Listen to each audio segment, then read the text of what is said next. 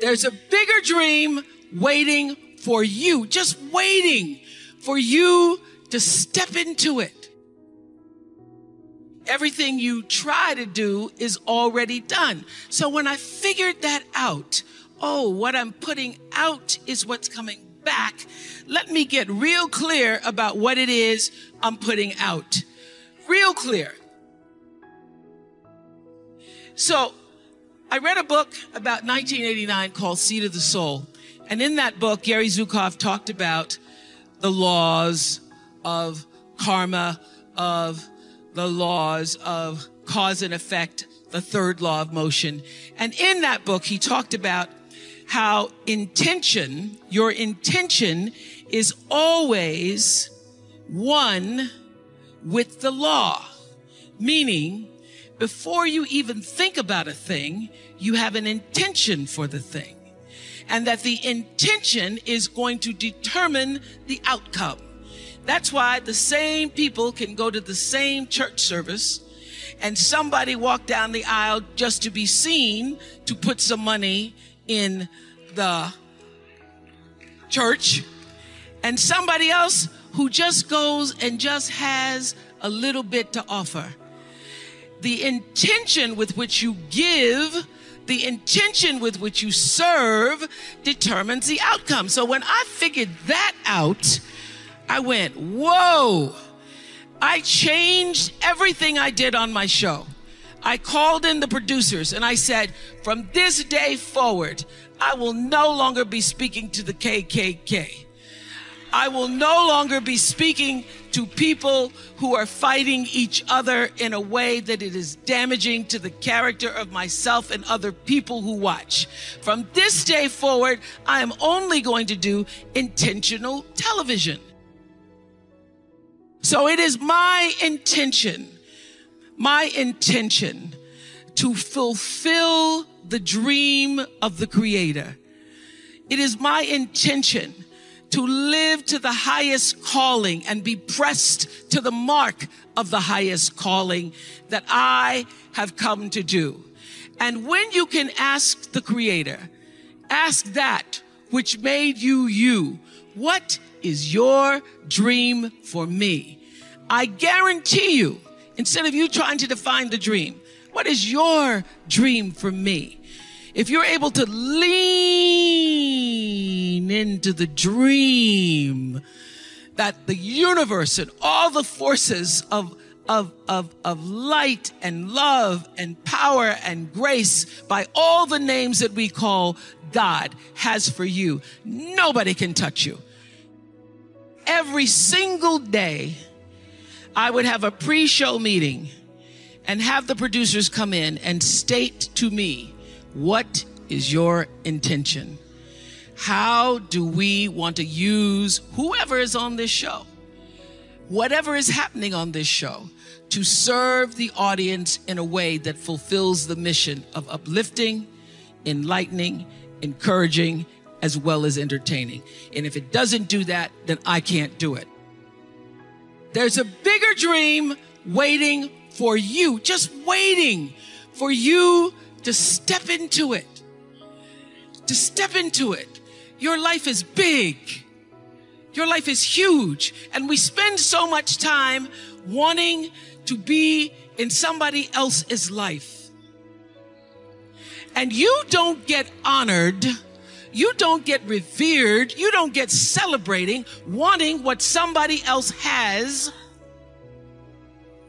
because that which created you, divine intelligence that dreamed you from before your ancestors ever knew they would become your ancestors, that which dreamed the seed of you, wants you to know how special, how wondrous, how mysterious, how complex, how glorious, how phenomenal you are. And you get no credit messing in somebody else's territory. Some people are born with extraordinary size, strength, speed, and talent, but without determination, that talent never flourishes. Because determination is what turns average men and women into winners. No one is born a world champion. just like no one is born a brain surgeon. The successful do what they must, what they can to be the best, to be number one. For me, it was a 5-mile run at 5 a.m. in the morning. For you, maybe continue to be the leader in payroll and human resource industry. And these may be somewhat of a painful sacrifice, but it is this type of determination that just happens to build tremendous confidence. Confidence in knowing that most likely your competitors are not doing the same sacrifices. Determination gives you that, it gives you that mental edge. The secret to change is to focus all your energy not on fighting the old, but building the new you. Put all your energy, not fighting the old, but building the new you. So what is it that you have to do in order to do that? Number one, self-awareness. See, at the end of the day, all of us are the same. The only thing that separates us are the choices we make, the habits that we embrace. And I realize you've got to sacrifice who you've been in 2020.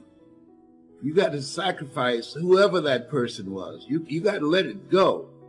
You got to sacrifice that and put all of your time and energy on building the new you.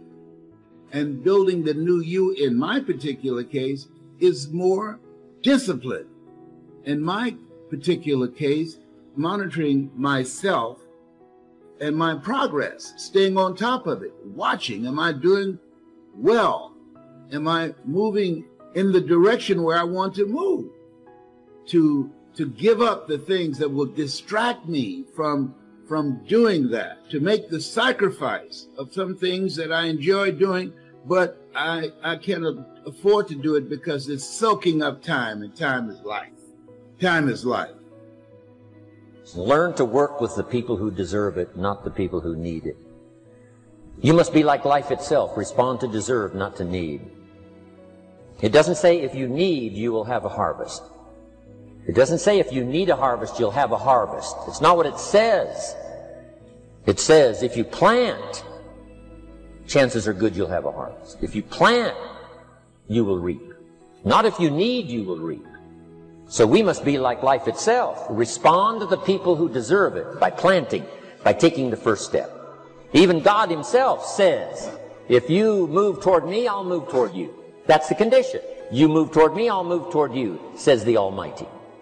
When babies are born, they were not designed just to be carried. Babies were not born to be carried all their life.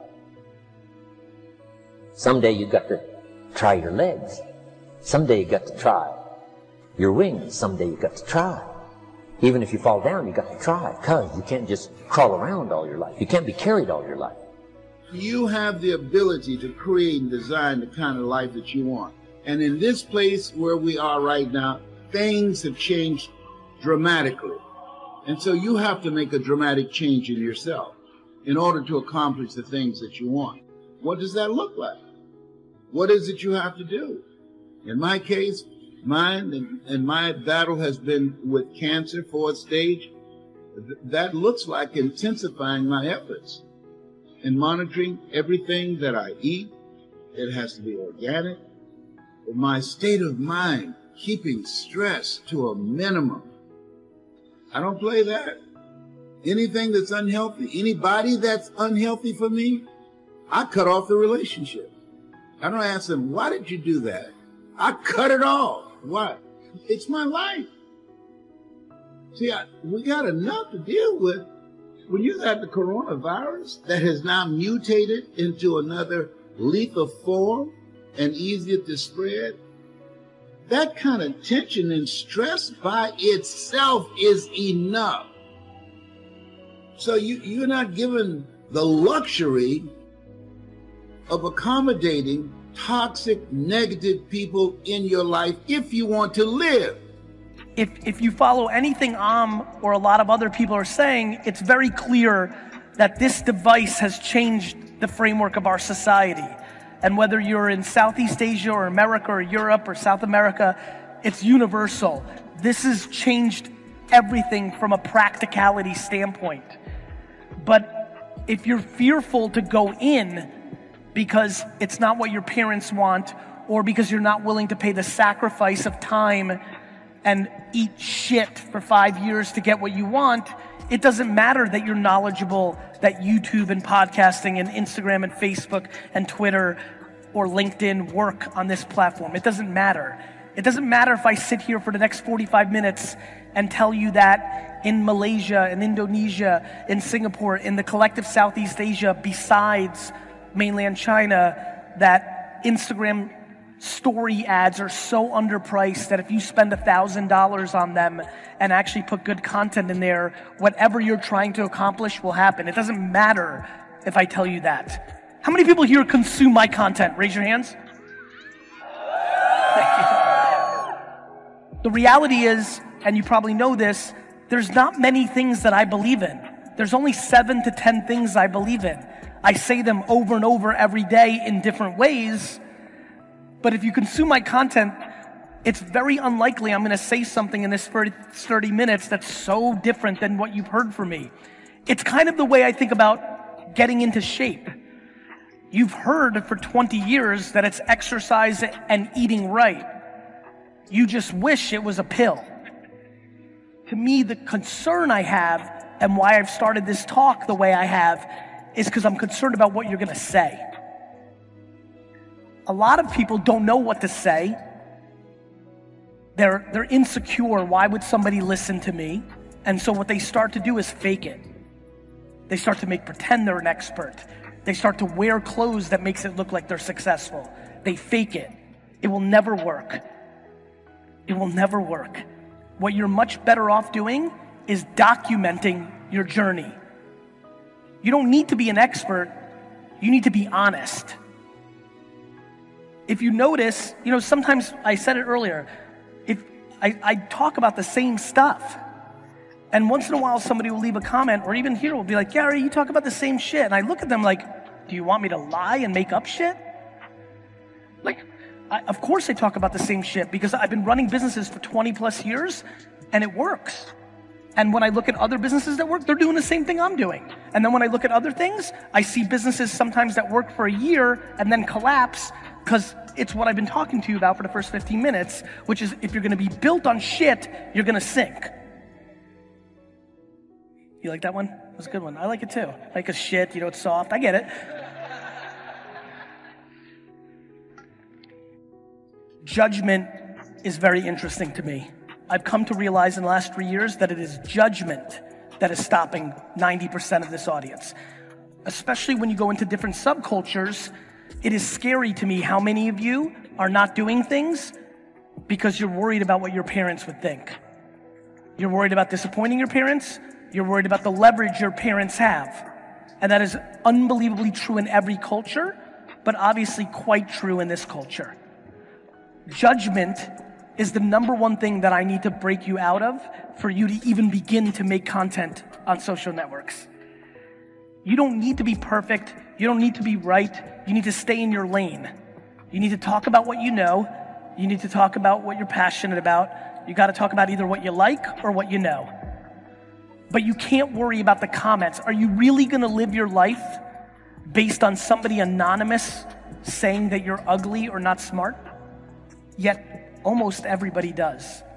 The amount of people that refuse to post or stopped posting because of a negative comment is remarkable, or because of a snarky comment by their brother or best friend or girlfriend. It's remarkable to me how grateful I am, how thankful I am that I was parented in a way that built self-esteem, confidence.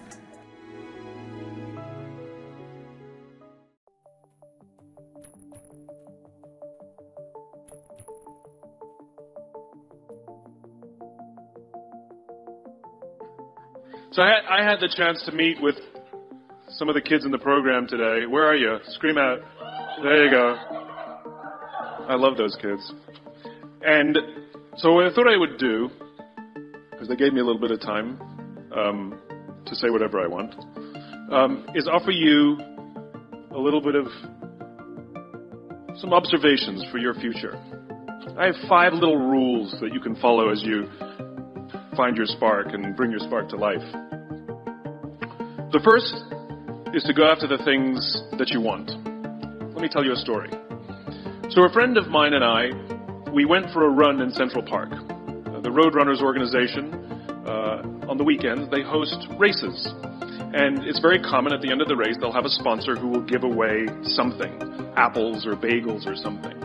And on this particular day, when we got to the end of the run, there were some free bagels.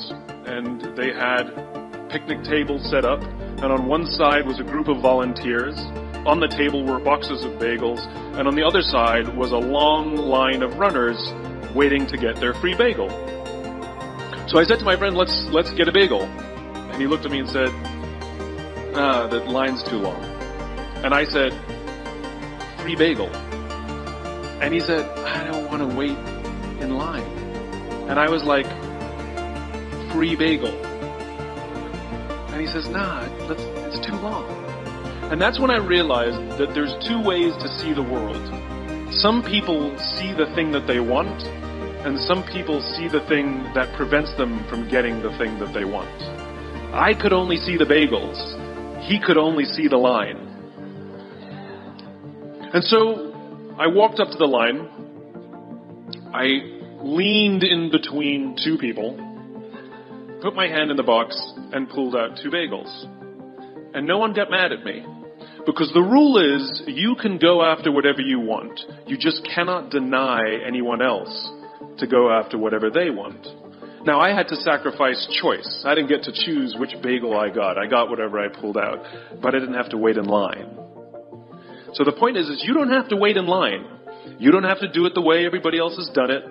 You can do it your way. You can break the rules.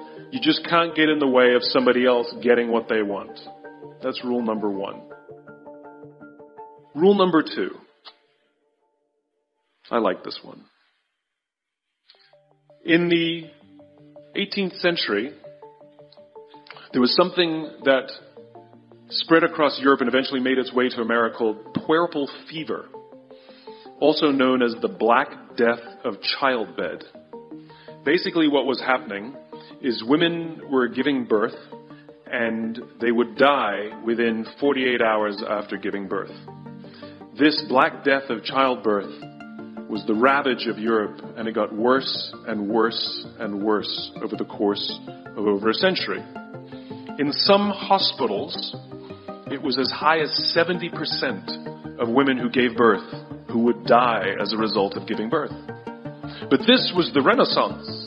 This was the time of empirical data and science, and we had thrown away things like tradition and mysticism. These were men of science. These were doctors.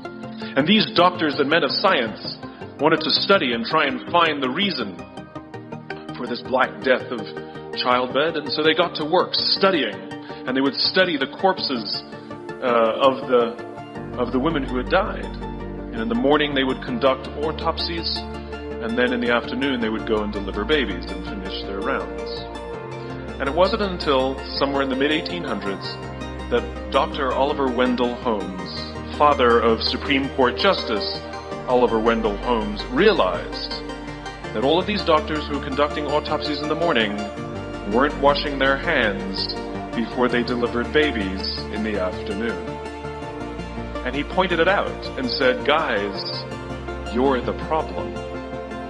And they ignored him and called him crazy for 30 years. Until finally somebody realized that if they simply washed their hands, it would go away. And that's exactly what happened.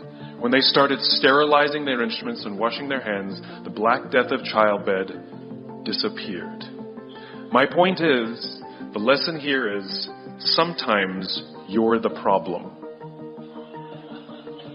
We've seen this happen all too recently with our new men of science and empirical studiers and these men of finance who are smarter than the rest of us until the thing collapsed. And they blamed everything else except themselves. And my point is, is take accountability for your actions. You can take all the credit in the world for the things that you do right, as long as you also take responsibility for the things you do wrong. It must be a balanced equation. You don't get it one way and not the other. You get to take credit when you also take accountability. That's lesson 2. Lesson 3. Take care of each other. The United States Navy SEALs are perhaps the most elite warriors in the world. And one of the SEALs was asked, who makes it through the selection process? Who is able to become a SEAL? And his answer was, I can't tell you the kind of person that becomes a SEAL. I can't tell you the kind of person that makes it through BUD/S.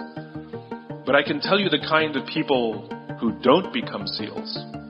He says the guys that show up with huge, bulging muscles, covered in tattoos, who want to prove to the world how tough they are, none of them make it through. He said the preening leaders who like to delegate all their responsibility and never do anything themselves, none of them make it through. He said the star college athletes who've never really been tested to the core of their being, none of them make it through. He says some of the guys that make it through are skinny and scrawny. He said some of the guys that make it through, you will see them shivering out of fear. He says, however, all the guys that make it through, when they find themselves physically spent, emotionally spent, when they have nothing left to give physically or emotionally, somehow, some way, they are able to find the energy to dig down deep inside themselves, to find the energy to help the guy next to them. They become SEALs, he said. You want to be an elite warrior. It's not about how tough you are. It's not about how smart you are. It's not about how fast you are. If you want to be an elite warrior, you better get really, really good at helping the person to the left of you and helping the person to the right of you. Because that's how people advance in the world. The world is too dangerous and the world is too difficult for you to think that you can do these things alone. If you find your spark, I commend you. Now, who are you going to ask for help, and when are you going to accept help when it's offered? Learn that skill.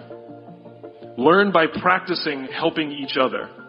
It'll be the single most valuable thing you ever learn in your entire life. To accept help when it's offered and to ask for it when you know that you can't do it. The amazing thing is when you learn to ask for help, you'll discover that there are people all around you who've always wanted to help you. They just didn't think you needed it because you kept pretending that you had everything under control.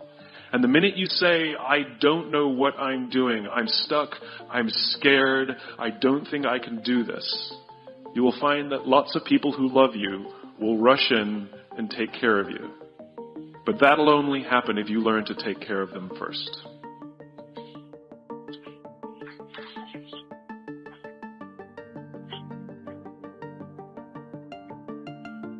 Lesson 4. Nelson Mandela is a particularly special case study in the leadership world because he is universally regarded as a great leader. You can take other personalities, and depending on the nation you go to, we have different opinions about other personalities. But Nelson Mandela, across the world, is universally regarded as a great leader.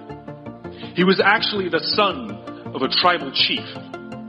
And he was asked one day, how did you learn to be a great leader? And he responded that he would go with his father to tribal meetings. And he remembers two things when his father would meet with other elders. One, they would always sit in a circle. And two, his father was always the last to speak. You will be told your whole life that you need to learn to listen. I would say that you need to learn to be the last to speak. I see it in boardrooms every day of the week. Even people who consider themselves good leaders, who may actually be decent leaders, will walk into a room and say, here's the problem, here's what I think, but I'm interested in your opinion, let's go around the room. It's too late. The skill to hold your opinions to yourself until everyone has spoken does two things. One, it gives everybody else the feeling that they have been heard. It gives everyone else the ability to feel that they have contributed. And two, you get the benefit of hearing what everybody else has to think before you render your opinion. The skill is really to keep your opinions to yourself. If you agree with somebody, don't nod yes. If you disagree with somebody, don't nod no. Simply sit there, take it all in, and the only thing you're allowed to do is ask questions so that you can understand what they mean and why they have the opinion that they have. You must understand from where they are speaking, why they have the opinion they have, not just what they are saying. And at the end, you will get your turn. It sounds easy. It's not. Practice being the last to speak. That's what Nelson Mandela did. Number 5. Monty Python. 1, 2, 5, 3. For all the other nerds in the audience. There's one. Number 5. My favorite one of all. True story. There was a former Undersecretary of Defense who was invited to give a speech at a large conference, about 1,000 people. And he was standing on the stage with his cup of coffee in a styrofoam cup, giving his prepared remarks with his PowerPoint behind him. And he took a sip of his coffee and he smiled and he looked down at the coffee. And then he went off script. And he said, you know, last year I spoke at this exact same conference. Last year I was still the Undersecretary. And when I spoke here last year, they flew me here business class. And when I arrived at the airport, there was somebody waiting for me to take me to my hotel. And they took me to my hotel and they had already checked me in and they just took me up to my room. And the next morning I came downstairs and there was someone waiting in the lobby to greet me and they drove me to this here same venue. They took me through the back entrance and took me into the green room and handed me a cup of coffee in a beautiful ceramic cup. He says, I'm no longer the Undersecretary. I flew here coach. I took a taxi to my hotel and I checked myself in. When I came down the lobby this morning, I took another taxi to this venue. I came in the front door and found my way backstage, and when I asked someone, do you have any coffee? He pointed to the coffee machine in the corner, and I poured myself a cup of coffee into this here styrofoam cup. He says the lesson is, the ceramic cup was never meant for me.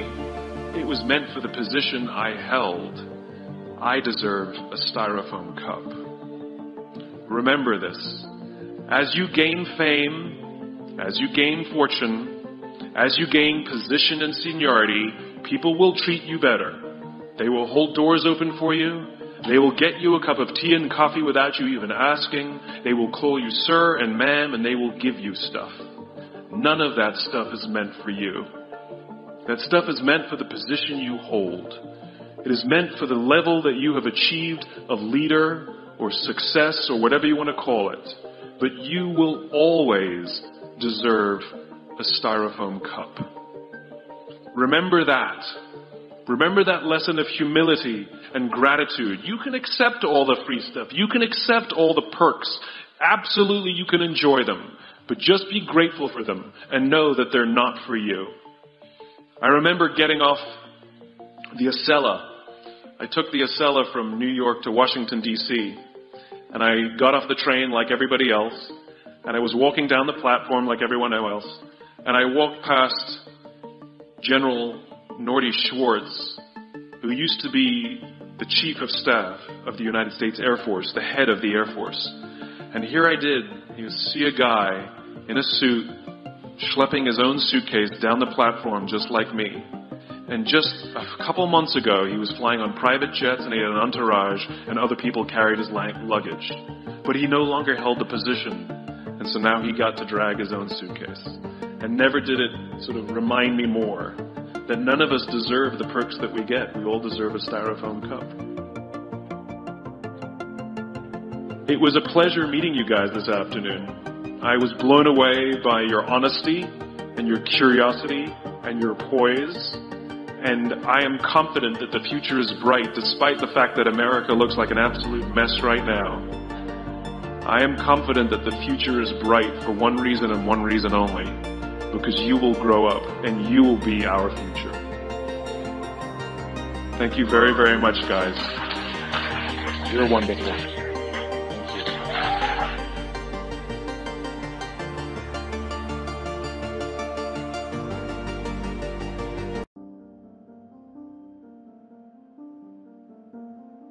And isn't life like that? Every single day we get taken off course. You know, we get busy versus focused. We want to do the run or we want to do the workout, but there's a seduction by some kind of a distraction. We have an ideal of being world class in our work, but there's an attraction to sort of taking a little shortcut. And so literally every single day is an opportunity to get back on course with that needle of your world class ideals. And so I wanted to offer you some ideas that have really served me well, because I'm just like you, I'm trying to aspire to the top of the mountain over the course of the rest of my life. And the first idea that life has really taught me is really this: small wins matter. I mean, we sometimes think that an epic life occurs one sunny Friday afternoon when the stars line up and something revolutionary occurs. And what I'm suggesting to you with great love and great respect is a great life is built not by revolution. A great life is built by evolution. Small and steady wins the race. What you do every day is far more important than what you do once every decade. I want you to really think about that idea. What you do every day is simply your life in miniature. And as you live every single day, so you're crafting your life. What you do over the next hours is really building your future. And if you can just get, and I can just get every single pocket of 24 hours right as best as we humanly can, the rest of our life is going to take care of itself. So small wins matter. You know, the moment in front of the customer where the pull was to go average and you become merchant of wow sets you up for the next day of a way of being of wow. The little win with your family when you feel like watching TV sets you up for another win the next day. A little win of getting up at 5 o'clock and running your morning routine sets you up for a habit of a 5 a.m. club morning routine. Small daily improvements over time will lead you to stunning results. Tiny wins are the way to greatness. And that's one of the things life has taught me. When you look at the great companies, whether it's an Amazon, whether it's some of the tech startups coming out right now, whether it's a Zappos, whether it's a FedEx, whether it's a Nike, whether it's a General Electric, whether it's some of the little shops in your neighborhood that we really admire because people still cook the food with love, or they serve the food with love, or people have an attention to detail. Great companies are built by those small, steady optimizations every single day. If you look at any great product, it wasn't just one day that built the great product. It was a culture and a mindset of daily innovation and optimization when done consistently over time, which led to world class. Let me show you this. We all live inside a bubble, right? This is our world. We go to church here, we work over here, we go get our coffee over here, we go to this park over here, we usually go over here to hang out with friends. This is our favorite club. This is our world. This is our favorite spot on the beach. We all live in this bubble. What you got to do to get the life that God wants you to have, you got to put more air in your bubble. You got to blow your bubble up. Expand yourself. Take yourself out your comfort zone. Do not live in your bubble. Put some more air in your bubble. If you stay in your comfort zone, that's where you will fail. You will fail in your comfort zone. Success is not a comfortable procedure. It is a very uncomfortable thing to attempt. So you got to get comfortable being uncomfortable if you ever want to be successful.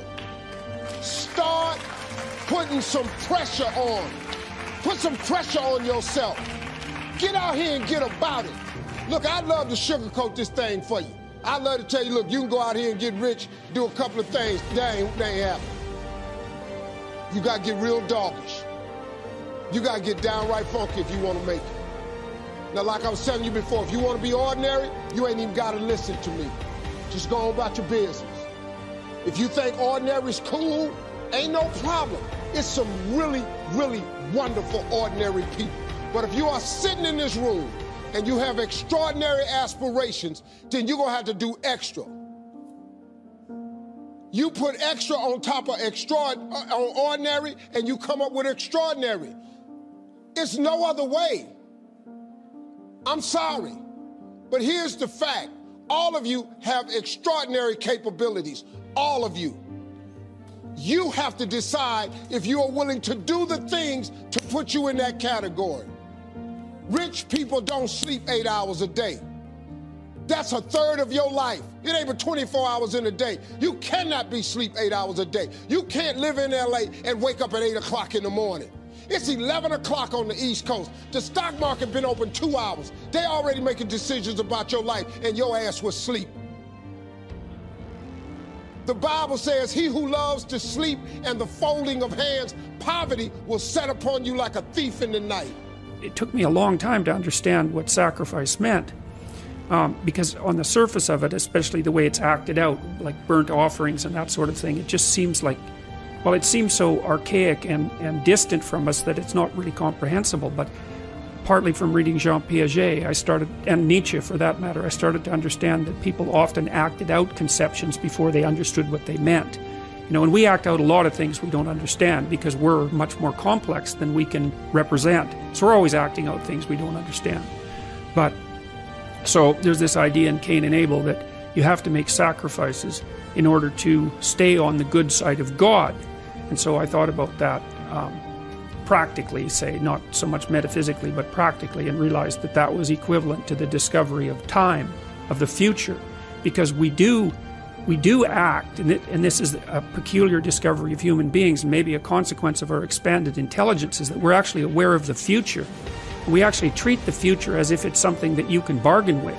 Now, partly it's because the future is other people, and they remember your reputation, they remember your past actions, and if you do someone a favor, then that favor is in some sense stored up in the future. So you could think about the future as a place of judgment about your moral actions, and it's not that far from that to imagining a God who's keeping track of that, or who even is that. But in any case, the idea of sacrifice emerges in the story of Cain and Abel, and Cain and Abel both make sacrifices to God in order to stay on his good side, let's say. And what a sacrifice means is that you give up something of value in the present so that you can improve the future.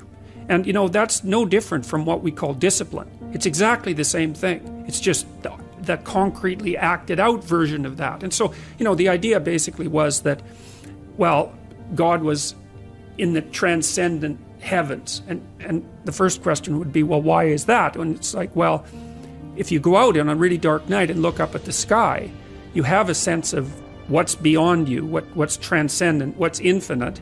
And so to associate that with the highest of values is a reasonable association, right, from an emotional point of view. So it's not particularly primitive. It's a smart metaphor, or it's a smart intuition and it's above you. And you know, we tend to think of when you're moving towards an ideal that you're moving up, that you're moving above, you're moving to the mountaintop, right? You're going up, not down. And so it all sits within that same framework. And it's partly because when you go up, like on a mountain, you can see for long distances, right? So all those things are tangled together. So anyways, so the idea is that you have to give up something of value now so that you make the future better. And sometimes it's even something you love now, and that's a good example too, because often the things that stop us from moving forward are our attachments to things that we should no longer be attached to, right? And in fact, you can almost make that definitional. If you're not moving forward in your life, there's a high probability that you have some idea or some mode of action or some habit that you're so in love with that you won't let go of it.